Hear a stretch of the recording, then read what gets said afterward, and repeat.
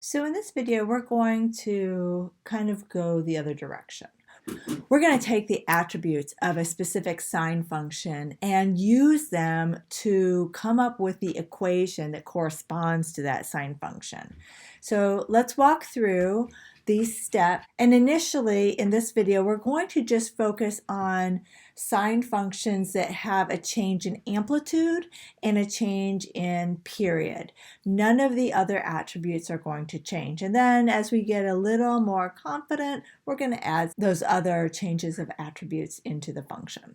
So let's jump in and start. Let's start with the equation of our parent sine function. This is where we're always going to start. Y is equal to sine of t. You can use an independent variable of x if you choose. T is fine. Whatever you choose there is fine. Okay, so in this video we're going to use t. So y is equal to the sine of t is where we're going to begin. Now we're going to look at what we know. We know that the amplitude is 5 and there's no reflection. So we're going to say we can change this equation to incorporate an amplitude of 5 by just putting a coefficient on the function of 5. There we go. Okay, now the next thing we're going to do is we're going to observe that our period is 4 pi units. All right, so remember that our period is found by 2 pi divided by b. So if I want this b value here, I need to say that this expression, 2 pi divided by b, is equal to 4 pi, and then solve for b. So let's do that. Okay, 2 pi divided by b is equal to 4 pi, and that means that when I solve for b, b will equal 1/2. All right, so now I can put that 1/2 where it belongs as the coefficient to the variable.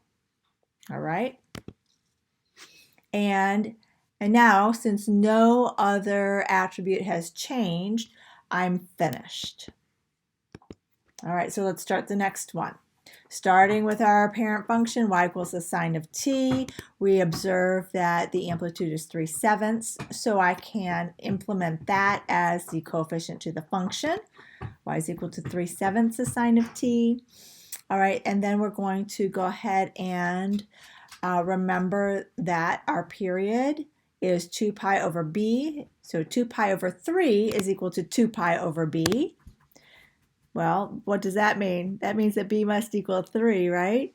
And so we're going to implement the 3 as the coefficient of the independent variable of t.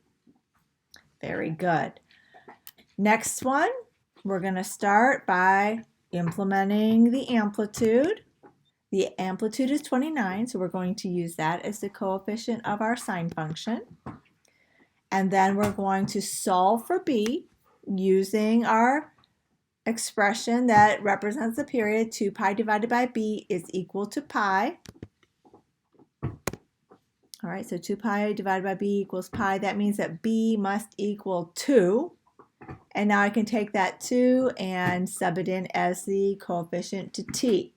All right, again, no other changes to our attributes, no reflection, phase shift, vertical shift, so we're finished.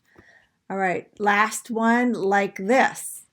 We're going to start with our parent function. We're going to implement our amplitude. And then we're going to solve for b, knowing our period length is pi over 3. So 2 pi over b equals pi over 3. That means I can cross multiply and say 6 pi is equal to b pi, which means b would equal 6. And I can sub that in. And then we can say that we're done because nothing else changes.